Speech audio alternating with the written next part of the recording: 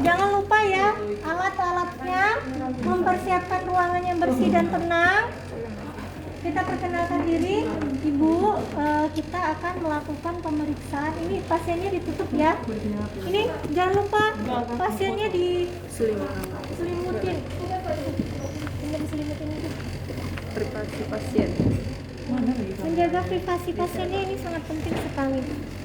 Nah, Ibu, perkenalkan saya Ani. Saya yang sedang bertugas saat ini untuk melakukan pemeriksaan abdomen pada Ibu. Nah, Ibu bersedia, Bu, karena kita akan mengetahui bagaimana kondisi kesehatan dari janin Ibu. Nah, ya kita jangan lupa tutup ya, jaga privasi pasien. Jangan lupa cuci tangan. Setelah cuci tangan, tadi kita melakukan pemeriksaan obstetrik sampai ini kan yang tadi juga ya palpasi. Kita inspeksikan apakah ada bekas luka operasi.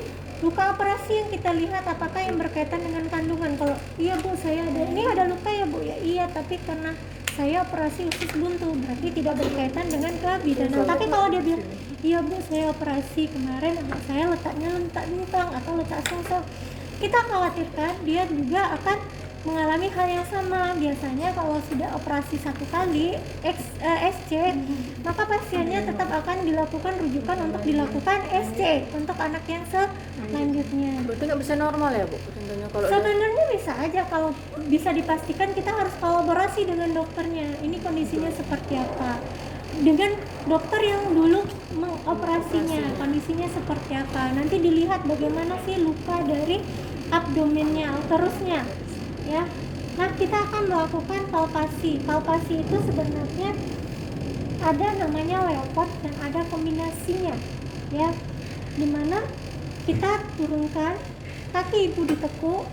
Ini kondisi kaki Ibu ditekuk ya. Nah, kita gosok-gosokkan tangan. Kenapa kita gosok-gosokkan tangan? Biar ini tidak kontraksi, tidak terjadi kontraksi, kita menyamakan suhu tangan dengan perut si Ibu. Ya, kita gosokkan. Lalu kita berada di sisi kanan ya. Ini kan kiri pasiennya. Ini kita berada di sisi kanan. Kita lihat ke arah muka si Ibu. Ya, muka si Ibu. Lalu kita kumpulkan nih. Nah, kita kumpulkan berada di mana nih fundus si ibunya. Kalau kita sudah dapat, kita periksa nih secara terbalik ya, bukan seperti ini tapi terbalik. Ini di batas 0. Ini pas di bawah itu ya Bu? Ini pas fundusnya. Nah, ini ke 0, pas di fundusnya sampai ke pinggir atas simfisis. Ya, kondisi kaki ditekuk. Ya. Nah, ini cara McDonald. Boleh dari sini, Bu. Saya mau periksa Bu dari simfisisnya.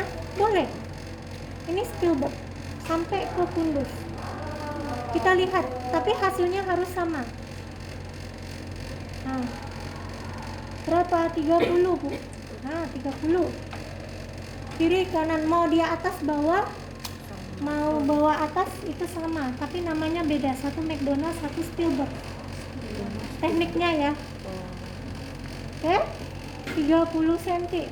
Catat 30 cm. Kenapa? Tinggi fundus ini dengan senti untuk menentukan taksiran berat badan janin. Ya, untuk menentukan taksiran berat badan janin. Lalu nih kita sudah nih tinggi fundusnya, kita gunakan jari. Berapa jari nih tinggi fundusnya? Itu nanti akan belajar di kehamilan. Ibu nggak akan bahas di sini karena kaitannya nanti kalian belajar taksiran berat badan janin juga nggak Ibu bahas. Yang jelas kalian tahu gimana cara ukurnya, ya. Nah, tentukan berapa tinggi fundusnya. Lalu raba apa yang ada di bagian fundus uteri. Kalau teraba keras, bulat, melenting, kepala. Tapi normalnya kepala ada di bawah. Apa yang teraba? Bundar lunak. tidak mewentik diperkirakan bokong janin. Ya, Bu, boleh nggak langsung ke sini? Boleh, tapi kita belajar satu-satu dulu ya. Leopard satunya dulu. Nah, ini kan sudah ya bagian fundus. Lalu kita ke leopard 2. Leopard 2 kita pindahkan yang tadinya di sini, kita pindahkan ke sisi kiri dan kanan. Tahan, boleh di kiri ditahan, kiri ibu ya. Tahan, kita raba. Apa yang teraba? Nami memanjang, keras, panjang, keras, memapan. Apa yang kita perkirakan? Ini adalah punggung janin. Lalu kita tahan lagi, raba lagi. Apa yang teraba? Tonjolan-tonjolan kecil. Apa itu diperkirakan adalah ekstremitas janin. Sudah masuk ke leopard 3. Pindahkan tangan kita. Ini bisa untuk nahan. Goyangkan seperti ini ya. Goyangkan. Apakah sudah masuk pintu atas panggul atau tidak? Sekalian kita meraba apa bagian di bagian bawah panggul ibu. Jika teraba keras, melenting, berarti diperkirakan adalah kepala janin. Nah, selanjutnya, kalau seandainya dia sudah masuk pintu atas panggul, ini tertahan nih, kita goyangkan tertahan, berarti kita suruh ibunya luruskan kaki. Ibu luruskan kakinya ya, kita suruh ibunya luruskan kaki. Kita lakukan leopard 4. Leopard 4, arahkan ya. Jika dia bertemu, ujung bertemu, ini berarti sudah masuk sebagian kecil pintu atas panggul ya, sebagian kecil. Ini namanya konvergen ya, sebagian kecil sudah masuk pintu atas panggul. Lalu kalau kita raba ternyata dia sejajar nih, sejajar seperti ini, divergen. Kalau divergen berarti sebagian, separuhnya sudah masuk pintu atas panggul. Lalu kalau seandainya kita raba dia seperti ini, menjauh, ininya menjauh nih, ini namanya divergen. Divergen itu berarti semuanya sudah masuk pintu atas panggul.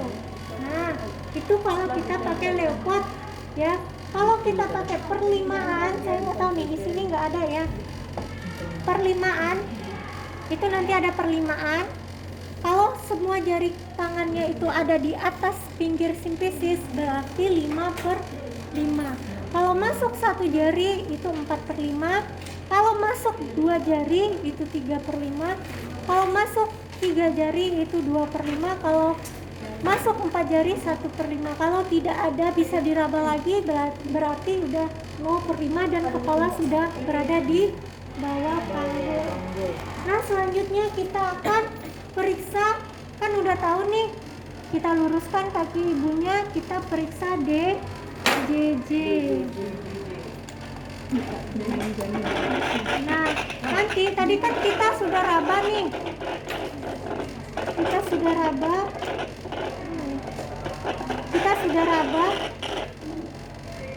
raba punggung janin. Kalau kita sudah raba punggung janin, berada di mana sih punggungnya tadi?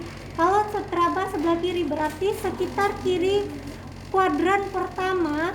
Kalau dia kepala, berarti kiri di kuadran pertama ini biasanya posisi jantung janin. Kenapa? Disinilah jantung. Kalau ini kan kepala, ini punggungnya, pasti sebelah kiri jantung ada di sini. Nah, kita periksa. Kalau ini kan kita nggak tahu ya, karena nggak bunyi. Pokoknya biasanya akan terdengar bunyi seperti suara kaki kuda cepat, gitu, lebih cepat.